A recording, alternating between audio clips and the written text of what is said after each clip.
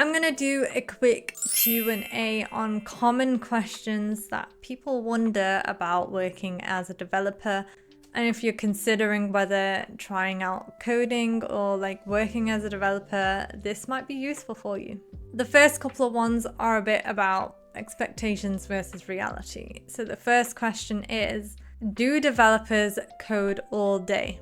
No, we don't code all day. Actually, you have a lot of meetings to do with refining tickets, working out solutions for new projects. You're not actually sitting there writing code. A lot of it is kind of investigating any issues or, figuring out how to do something. The actual lines of code, you're not actually physically writing all day. Do developers work alone most of the time? I would say it's 50-50. For me, 50% of the time I'm asking people about something. Maybe I need help on something, maybe they've worked on something and I want to understand it. So there is collaboration there. I guess it just depends, maybe across the levels. Maybe if you're more senior, you might be able to get on with like some of the work I would pick up. They'd be able to do it more like solo, whereas I will need more support. But I'd say there is more collaboration than people would think. And communication is way more important than people think as a developer. A lot of people who are introverted might think they can get away with not speaking to people in their job when they're a developer. Well, I'm sorry to break it to you, you have to talk to people as part of your job. Is being good at maths required? I don't think so, but I think the skills from, like, if you study maths, then the problem solving aspect will translate onto your coding role. Do you need to know everything before getting hired? No. This is a silly question. No one knows everything before they're hired. I think people put the pressure on themselves to like know loads of stuff, especially for your first role. It's more about your attitude to learning and how you come across and communicate. And that's what they will be looking for in your interview. Of course, they would want some basic fundamental skills there, but like if you had excellent skills and you weren't able to communicate or you weren't that enthusiastic for whatever reason, they would less likely pick that person than someone who has less, projects or skills and they were able to like come across as, enthusiastic or willing to learn, and they're easy to get on with. These next few questions are about learning and getting help in your job. So is Googling part of your job? Yes. You Google everything. I mean, nowadays it's more using like AI tools. Like I use GitHub Copilot, answers all my questions, pretty much does my work for me. Well, not exactly, but yes, it's normal. No one kind of sits there.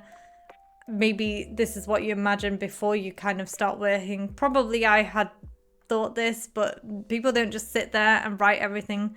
And it's not cheating if you're Googling stuff, because how would you know otherwise? Actually being able to search something specifically is a skill in itself. So,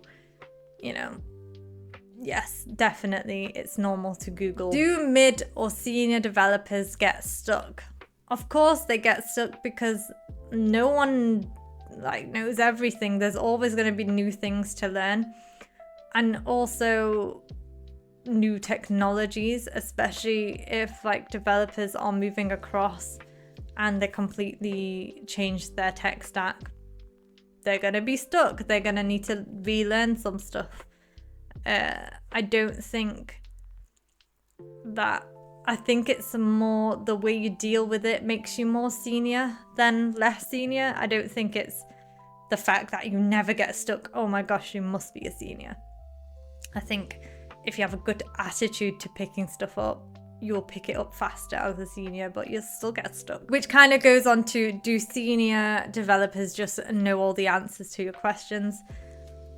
They might do, they might not. And if they don't, they know where to go or what to do about it. They know who to ask.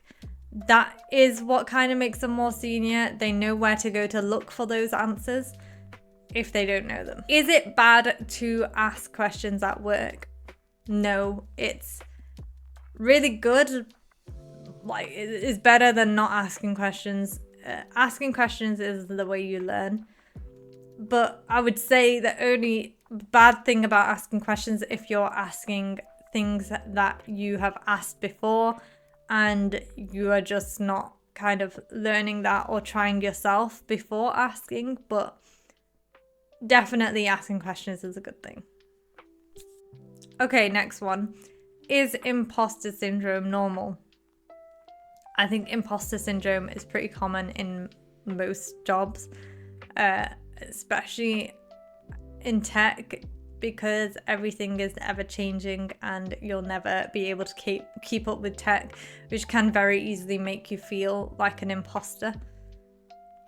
I have a video on how to deal with imposter syndrome, but yeah, it's, I would say, normal, but definitely find a way to deal with it if you have it. How long does it take to feel confident? Personally, for me, I think it took about a year for me to feel confident that actually I do know what I'm doing. I think in the first 6 months, I was kind of just, it wasn't that I wasn't confident. I mean, I wasn't not confident. I just didn't know anything. And I mean, it's okay to have that time when you're first working to just be exploring and trying out things and not knowing stuff. But I think after another 6 months has passed, I was like, I'm good at this. Like, I recognize that I am good at stuff. And then I think just my confidence grew. And also when I started doing my YouTube channel, explaining things, that helped me a lot as well. But it's kind of down to the individual. There's not going to be a time.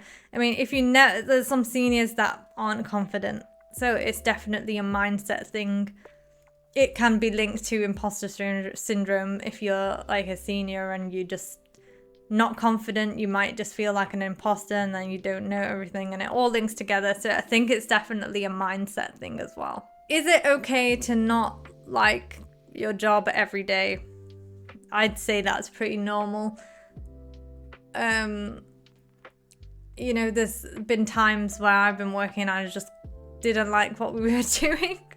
So for whatever sprint, I was like, oh, I have to wake up and work on this thing that I don't like.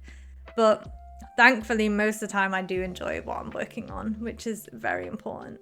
But yeah, there's definitely work that you're going to have to do that isn't all exciting, but it just needs to be done. But there's a balance. As long as you're mostly enjoying your job day to day, then I'd say that's pretty good. Do personal projects matter after you've started working? I don't know, like, matter in what way? Matter for getting a job, matter for your own learning? I think it's good if you do personal projects because you'll probably pick up a lot of stuff in your own time. I don't think I would be as good as a developer at my level as I am if I hadn't learned stuff outside of work. And I think that kind of goes the same for projects. I think if you are doing projects, you're just going to get ahead because that's just going to enhance your own learning. And as far as for jobs, I think you don't have to have personal projects, but it's good to, of course. It's better to have personal projects than not, but I think of course, once you started working, your work is your experience. When you start off in the beginning, your projects are your experience. So there is a difference. Does everyone enjoy keeping up with tech and going to tech conferences, etc. No, not everyone does. Some people have a life. No, I'm joking. But yeah, this is, of course, down to the individual, but not everyone is into, you know, all these tech conferences and, you know, very specific tech news. I mean, it's good to keep up with tech, but it's, you know, some people aren't into it the way people are. So it's you don't have to enjoy it, and you don't have to go to events and stuff because you're a developer. You know, some people just don't like thinking about tech when they're not at work, which is fine. I think that's all the questions I have for now that I could think of that people would wonder about if they are thinking about working in tech, or they can relate to if they have started working as a developer. But let me know if you have any other questions. I can do another Q&A video like this if you enjoyed it. But other than that, I'll see you next time. What's another juicy question? Who gave me this silly question? Okay, I don't think I answered that properly.